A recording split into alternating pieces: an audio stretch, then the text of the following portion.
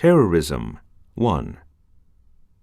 The attack on New York on the 11th of September 2001 was, without doubt, instrumental in a major rethink of security and of the way in which nations can counter the threat of terrorism.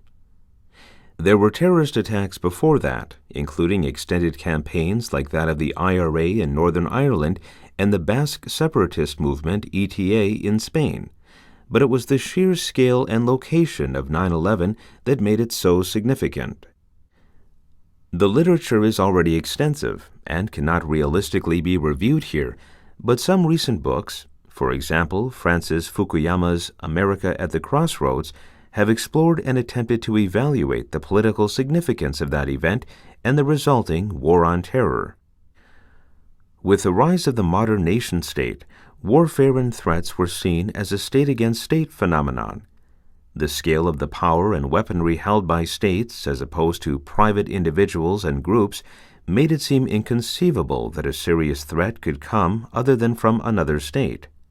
That is no longer the case. The attacks on the 11th of September were carried out by an organization that is transnational. Just as a multinational company can have branches throughout the world, so it seems an organization that has political or violent ends can be global. This creates a very special problem, for nations are equipped to fight other nations. They are not equipped to fight networks of individuals or small groups.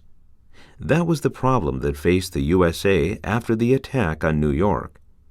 It would have been easy if one particular nation could be shown to be responsible. A quick and decisive war might have eliminated the problem. It was not to be so easy, as the wars in Afghanistan and Iraq have shown. Terrorism 2. The just war theory is designed to apply to state-on-state violence rather than terrorism. Clearly, terrorists do not represent any accepted authority, nor do they generally, although there are exceptions, respect civilian loss of life. Nor can their actions be deemed proportionate, since it is often unclear what the aim of the terrorist attack is other than to do damage. The only principle that might be used to justify terrorism would be the argument that if one's life and property is threatened, one has the right to defend oneself, a principle set out by both Hobbes and Locke. Terrorism might then be seen as a form of self-defense, where the imbalance of weapons and power would make a direct military confrontation unrealistic as a way of securing goals. It would also need to show that peaceful means of achieving the terrorists' stated goals had been exhausted. The problem is that, not being a nation-state, it is difficult for terrorist groups to enter into bilateral talks in the first place. Governments frequently declare that they will not talk to or negotiate with terrorists. The principles by which a war can be deemed just can also be applied to the military response to terrorism, but here there are considerable problems.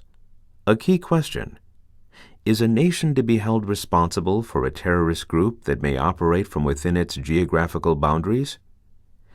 Afghanistan was very clearly a base for al-Qaeda operations, and it was on that basis that the United States went on the offensive in that country, deposing the Taliban regime that had supported the terrorists. But what of Pakistan, which officially opposes such terrorist groups, but is generally thought to have them operating within its territory? What of Britain and other Western European countries? If a terrorist cell based in Britain had carried out an attack in another country, would that justify direct action by the forces of that country on British soil? Terrorism 3. The next question concerns the effectiveness of military action. Is it possible to defeat terrorist groups through conventional military means? The basis upon which America launched the war on terror was that of preemptive action. It was no longer considered that they should wait to be attacked and then retaliate. Rather, the U.S. was prepared to take the fight to the enemy. The idea of preventative war was born, where a threat or potential threat could be identified. It was deemed appropriate to take whatever action was necessary, including the use of force. That principle, coupled with evidence, later shown to be incorrect, that Iraq had weapons of mass destruction that were capable of threatening international security led to the Iraq War of 2003. It was argued that if Iraq, or any other nation, were to provide weapons of mass destruction to a terrorist group, the results could be catastrophic. Terrorism. 4. There were two major problems with this. A nation going to war against another nation can occupy that country and replace its government. However, military action cannot subdue a religious or political ideology. If anything, as has been demonstrated in Iraq, an ideology is strengthened when it faces a visible enemy, and it feeds on all the resentment caused by the inevitable casualties of war. Because an international terrorist group is based ideologically and not geographically, it cannot be subdued through conventional military conquest. In other words, whatever national target is selected, it is bound to be wrong, and hitting a wrong target always helps the enemy. There is, of course, another approach. Terrorism thrives on perceived injustice.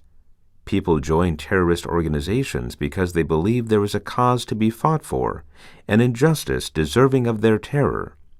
If the causes of that injustice are removed, then there is less reason for people to resort to terror and less reason for others to give them shelter or tacit support. To parody Tony Blair on crime, a balanced moral and philosophical approach to terror might be tough on terror, tough on the causes of terror.